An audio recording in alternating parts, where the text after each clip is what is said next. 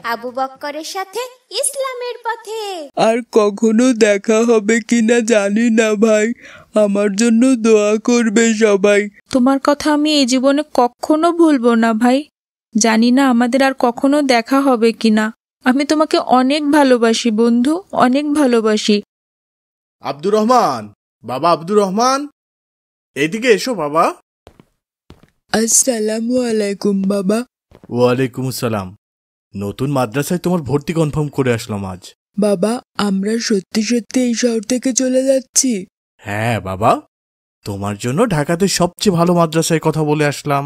এইসব কি বলছো বাবা? আমি আমার বন্ধুদের রেখে কোথাও যাব না বাবা, আমি ওদের ছেড়ে একদম থাকতে পারবো না।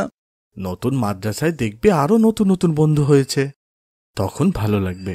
কখনো না বাবা, আমি কখনো আবু বক্কর, আসিফ, আব্দুল্লাহ কাউকেই ভুলে থাকতে পারবো না। আবু বক্কর তো আমার বেস্ট ফ্রেন্ড, ওকে কিভাবে বলবো বাবা? বাবা, তোমার ভবিষ্যতের ভালোর জন্যই তোমাকে ভালো মাদ্রাসায় ভর্তি করাচ্ছি। তুমি হবে দেশের বিখ্যাত আলেম, সবাই তোমাকে চিনবে। তোমার মাহফিল শোনার জন্য লক্ষ লক্ষ মানুষ জমা হবে, সবাই তোমাকে নিয়ে গর্ব করবে। একবার ভেবে দেখো কেমন লাগবে তখন তোমার। তাহলে তো অনেক ভালো লাগবে বাবা। হ্যাঁ বাবা, এই জন্যই তোমাকে ভালো মাদ্রাসায় ভর্তি করাচ্ছি। ঠিক আছে বাবা, আমি রাজি, তাহলে তুমি সব ব্যবস্থা করো। আসসালামু আলাইকুম ভাই। ওয়ালাইকুম আসসালাম। ভাই তুমি এসেছো? আমরা তো একটা প্ল্যান করে ফেলেছি, তুমি নেই এজন্য প্ল্যানটা ফাইনাল করতে পারছি না। কি প্ল্যান ভাই? আমাদের ক্লাসের সবাই মিলে জানুয়ারিতে শিক্ষা সফর করতে চাচ্ছি। এখন তো স্কুল ছুটি, জানুয়ারিতে স্কুল খুললেই স্যারদের সাথে কথা বলে ফাইনাল করব ইনশাল্লাহ। কিন্তু ভাই। কোনো কিন্তু না, এইবার শিক্ষা সফরে সবাইকেই যেতে হবে। তুমিও যাবে, তুমিও না করতে পারবে না ভাই, গেলে দেখবে ভালো লাগবে। আমি তো জানুয়ারিতে থাকবো না ভাই। আগে শিক্ষা সফর, তারপরে যেখানে ইচ্ছা ঘুরতে যেও, সবার আগে আমাদের সাথে যেতে হবে।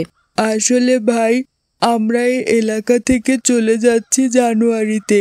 বাবা আমাকে নতুন মাদ্রাসায় ভর্তি করিয়েছেন ঢাকায়। এসব কি বলছো ভাই? তুমি আমাদের সবাইকে ছেড়ে চলে যাবে? হ্যাঁ ভাই, একেবারে চলে যাচ্ছি। আর কখনো তোমাদের সাথে দেখা হবে কিনা জানি না। তুমি আমার বেস্ট ফ্রেন্ড ভাই, তুমি চলে গেলে আমার অনেক কষ্ট হবে, অনেক মন খারাপ হবে। আমারও ভীষণ মন খারাপ লাগছে। ছোটবেলা থেকেই তোমাদের সাথে বড় হয়েছি, স্কুলে পড়েছি, খেলাধুলা করেছি, সবকিছুই মনে হচ্ছে আর খারাপ লাগছে। চলো আজ বাসায় চলে যাই, মনটা ভীষণ খারাপ হয়ে গেল। আসসালামু আলাইকুম বাবা। ওয়ালাইকুম আসসালাম। তুমি এই সন্ধ্যায় অসময়ে শুয়ে আছো কেন বাবা? আজ আমার মনটা ভীষণ খারাপ বাবা। কেন বাবা, আমার বাবাটার কি হয়েছে? আমার বেস্ট ফ্রেন্ড আব্দুর রহমানরা এই এলাকা ছেড়ে চলে যাচ্ছে, মনটা খুব খারাপ লাগছে। কেন, কোথায় চলে যাচ্ছে ওরা? আব্দুর রহমানকে ওর বাবা ঢাকাতে একটা বড় মাদ্রাসায় ভর্তি করিয়েছেন, ওখানেই সবাই চলে যাচ্ছে। মন খারাপ করো না বাবা, যাওয়ার আগে আমাদের বাসায় ওদেরকে আমি দাওয়াত করবো ইনশাল্লাহ। ঠিক আছে বাবা। চলো রাতের খাবার খেয়ে নেই। আচ্ছা বাবা। আসসালামু আলাইকুম। ভাই এসেছো? আমি আর আসিফ মিলে একটা প্ল্যান করেছি। কি প্ল্যান ভাই? আমরা প্ল্যান করেছি এই এলাকা থেকে যাওয়ার আগে আমার সব বন্ধুদের নিয়ে একটা পিকনিক করব। তাহলে সবার সাথে দেখাও হয়ে যাবে, আবার ভালোও লাগবে। হ্যাঁ ভাই, করা যায়। কবে করতে চাচ্ছ? আগামী শুক্রবার করতে চাচ্ছি ইনশাল্লাহ। শনিবারও তো চলেই যাব, আগের দিন করব। তুমি কি বলো ভাই? আমি ওই দিন ফ্রি আছি ভাই, আমি রাজি। বাকিদের আমি দাওয়াত করে দিব ইনশাল্লাহ। ইনশাল্লাহ ভাই। চলো, আজান হচ্ছে, মসজিদে যাই এইবার। আজকের পিকনিকের খাবারগুলো অনেক মজার হয়েছিল মাশাল্লাহ। হ্যাঁ ভাই, আমি তো অনেক মজা করে খেয়েছি। আব্দুর রহমান, হঠাৎ করে তোমার বাবা তোমাকে ঢাকার মাদ্রাসায় ভর্তি করাচ্ছেন কেন?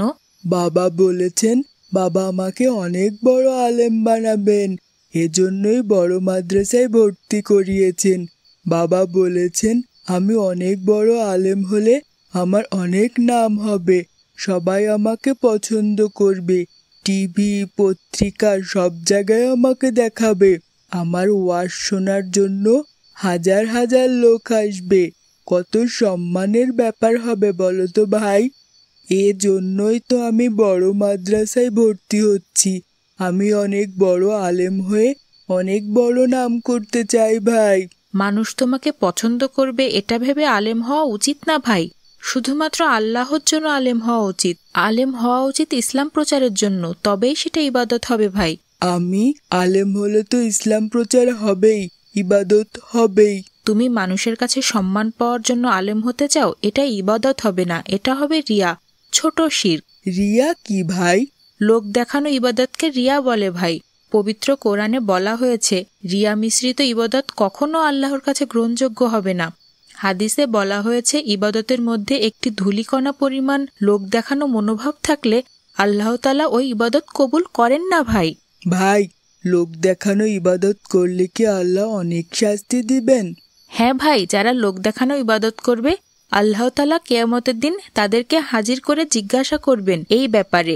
নামাজ, রোজা, হজ, জাকাত, দান খয়রাত, ইসলাম প্রচার সহ তুমি যত ইবাদতই করো না কেন, সেটা যদি বিন্দু পরিমাণ লোক দেখানো হয় তাতেও আল্লাহ সেটা কবুল করবেন না ভাই, তাকে জাহান্নামে নিক্ষেপ করবেন। তার মানে তো আমাদের সব ইবাদত আল্লাহর জন্যই হওয়া উচিত। হ্যাঁ ভাই। চলো ভাই, অনেক রাত হয়ে গেছে, এইবার বাসায় যাই। আগামীকাল ভোরেই আমরা ঢাকায় চলে যাব ইনশাল্লাহ। ঠিক আছে ভাই, চলো যাই।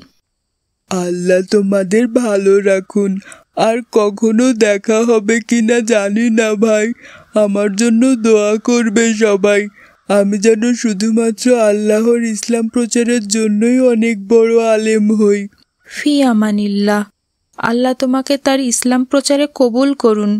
তোমার কথা আমি এই জীবনে কখনো ভুলবো না ভাই। জানি না আমাদের আর কখনো দেখা হবে কিনা। আমি তোমাকে অনেক ভালোবাসি বন্ধু, অনেক ভালোবাসি। আল্লাহ তোমাকে অনেক ভালো রাখুন। আমাকে ভুলে যেও না ভাই, আমাকে মনে রেখো। আমি কখনো তোমাকে ভুলতে পারবো না বন্ধু, তুমি আমার বুকের ভেতর থেকে যাবে ইনশাল্লাহ। বিদায় বন্ধু, ভালো থেকো। ফি আমানিল্লাহ। ফি আমানিল্লাহ। কার্টুন বানিয়ে ঘরে বসে আয় করুন লক্ষ লক্ষ টাকা। যদি আপনার একটি ল্যাপটপ অথবা কম্পিউটার থাকে তাহলে আপনিও বানাতে পারেন আমাদের মতো মজার মজার কার্টুন গল্প। আমাদের রয়েছে cartoon making zoom live course. এই কোর্সটির মাধ্যমে বানাতে পারেন ইসলামিক গল্প, রূপকথার গল্প, ভূতের গল্প, টুনটুনের গল্প সহ সব ধরনের কার্টুন গল্প। কোর্স ফি জানতে নিচে যে কোনো লিংকে যোগাযোগ করুন। বাবা মায়ের বাধ্য ছেলে অভিযোগ কারণ মজার মজার সব ইসলামিক কার্টুন পেতে আমাদের চ্যানেলটি এখনই সাবস্ক্রাইব করুন আর পাশে থাকা বেল আইকনটি প্রেস করুন।